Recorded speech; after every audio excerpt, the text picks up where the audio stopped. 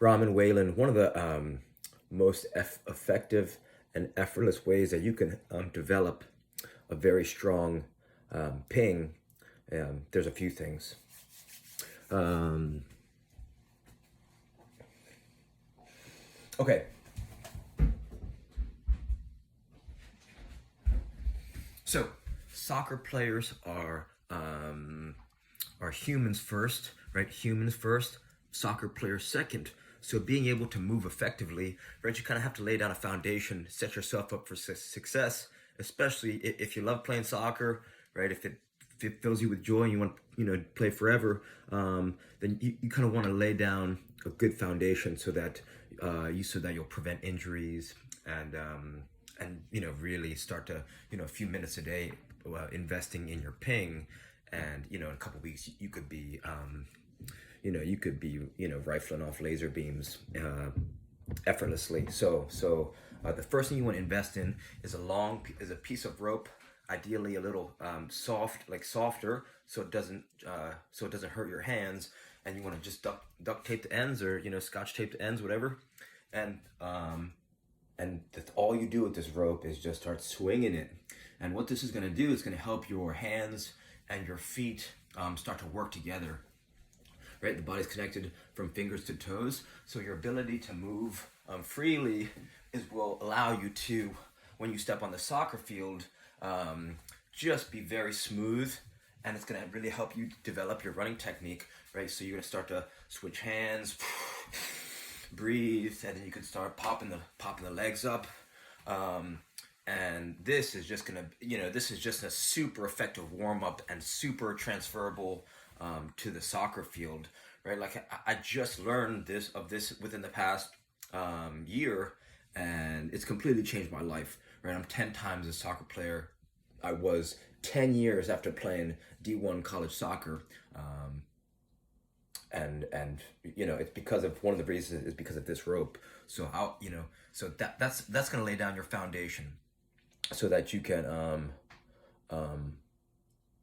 effectively transfer that energy from your body to the ball when you strike it. The next thing that you want to start to invest in, one is just a 3-pack of tennis balls. The reason why is because then you could start to you carry a ball in your pocket everywhere you go. I call this a soccer vacation, right? If you're always just sneaking touches, whether it's school, whether it's work, vacation, picnics, barbecues, if you always have a ball on you, you could just start getting a few juggles, and just getting juggles like this. This is going to help develop your your hip flexor, maybe some help pop that core up, some glutes, some hamstring action, right? So just going from 1 to 2,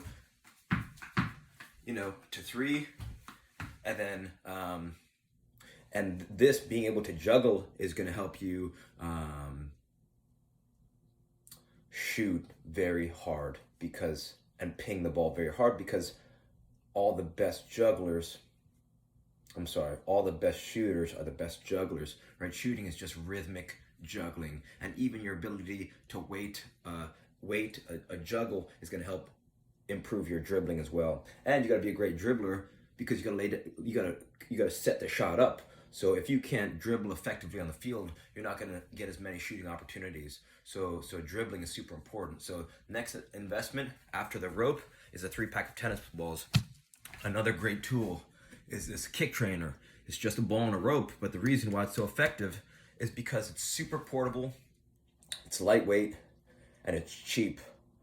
Right? I'm not saying this is better than a training partner. I'm not saying it's better than a wall or a rebounder, but if it's accessible and it's something that you could bring everywhere with you, that you can go, and it's a lot of fun to play with, right? You could play some music or just sing your favorite song and get a lot of touches. This is going to help you time when to point your toe, right? So you're saying you're not sure when to lock your ankle, point the toe. So this is really just going to help you develop, right, the ability to do that and get great contact with the ball. This will lead to your ability to ping the ball with ease, right? So just breathing. You can see I'm kind of twisting and crunching with my core. So you're really you could start to put your whole body into it.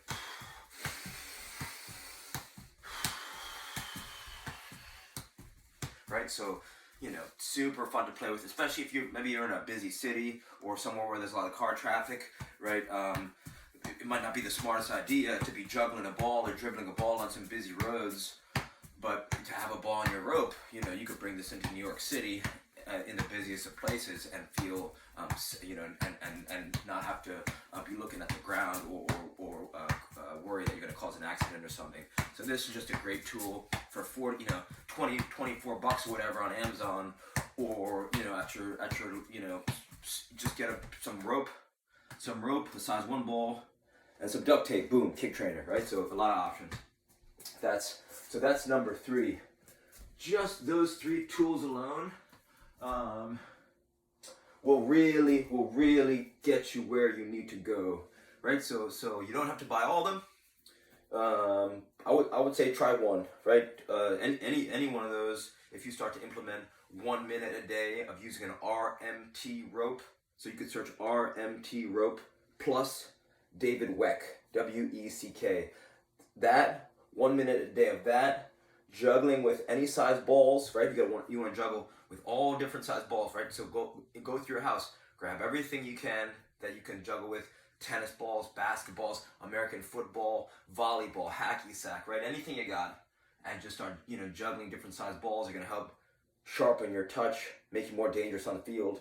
And then 1 minute with a kick trainer. If you start doing that for at least 1 minute a day, from this point on, you're going to see a progression in your ping.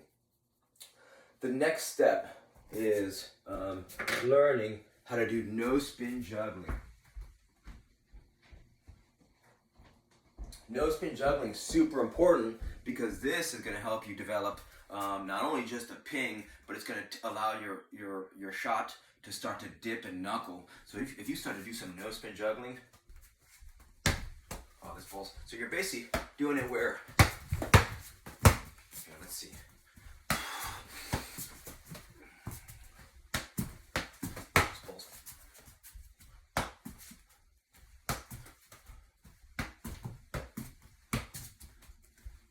There, right? You see that forward spin, no spin? This ball's actually fucked.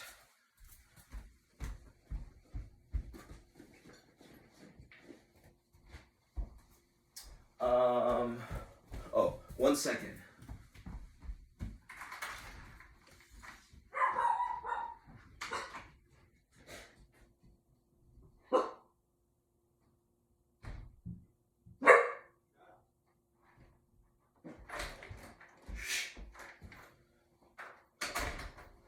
Okay, this is a 2.2 pound medicine ball. This is maybe the next step.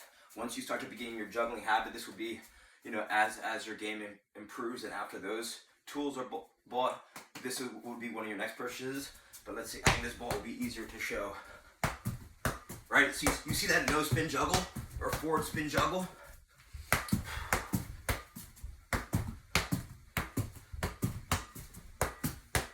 There, do you see that? Right, so your ability to do no spin juggling or forward spin juggling, that's gonna tell you, if you can do that, that's gonna tell you that your juggling, that your shooting's really gonna improve. If you could do that, that's how you know that your ping is gonna start to get nice, because when you're getting that perfect contact, that's gonna translate to your shooting technique. In terms of landing on your shooting foot or not landing on your shooting foot, there's no right or wrong, right? Different situations will call for different shots, and when you're in the game, you're not going to be really thinking. You're kind of just reacting. Right? You don't want to be thinking too much. So it's like you have the ball at the top of the 18. You're not thinking, oh, am I going to land on my shooting foot or not landing on my shooting foot? Right? You're just going to rip it. So